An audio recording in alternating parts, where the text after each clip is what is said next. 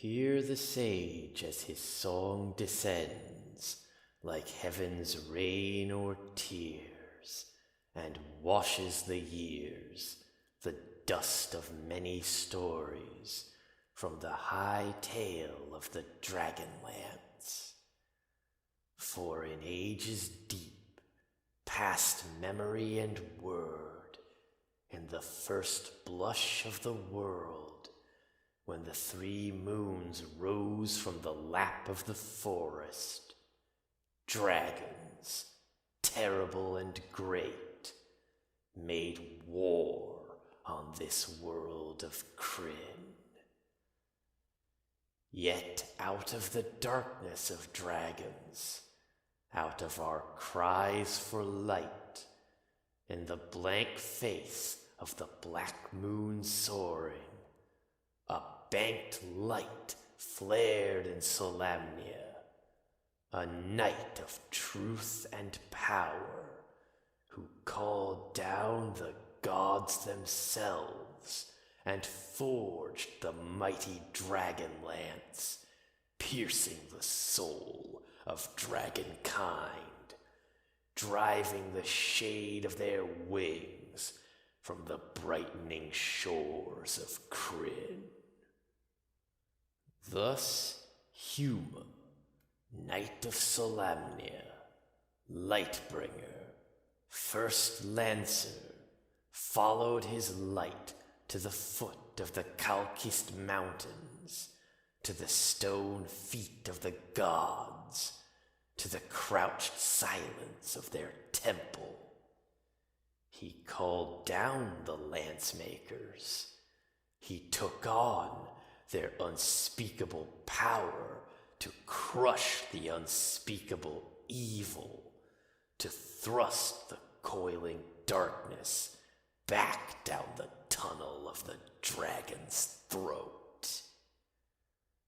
Paladin, the great god of good, shone at the side of Huma, strengthening the lance of his strong right arm, and Huma, ablaze in 1,000 moons, banished the Queen of Darkness, banished the swarm of her shrieking hosts back to the senseless kingdom of death, where their curses swooped upon nothing and nothing deep below the brightening land. Thus ended in thunder the age of dreams, and began the age of might, when Istar, kingdom of light and truth, arose in the east, where minarets of white and gold spired to the sun and to the sun's glory, announcing the passing of evil. And Istar, who mothered and cradled the long summers of good, shone like a meteor in the white skies of the just. Yet in the fullness of sunlight, the king-priest of Istar saw shadows. At night he saw the trees as things with daggers, the streams blackened and thickened under the silent moon. He searched books for the path of Huma, for scrolls, signs, and spells, so that he, too, might summon the gods, might find their aid in his holy aims, might purge the world of sin. Then came the time of dark and death, as the gods turned from the world. A mountain of fire crashed like a comet through Istar. The city split like a skull in the flames. Mountains burst from once fertile valleys. Seas poured into the graves of mountains. The desert sighed on abandoned floors of the seas. The highways of Krynn erupted and became the paths of the dead. Thus began the Age of Despair. The roads were tangled. The winds and the sandstorms dwelt in the husks of cities. The plains and mountains became our home.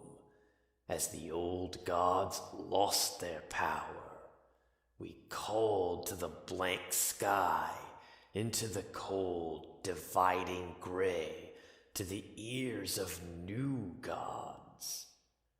The sky is calm, silent, unmoving. We had yet to hear their answer. Then, to the east, to the sunken city, scarred in its loss of blue light, came the heroes, the innfellows, heirs to the burdens. Out of their tunnels and their arching forests, out of the lowness of plains, the lowness of huts in the valleys, the stunned farms under the warlords and darkness. They came, serving the light, the covered flames of healing and grace.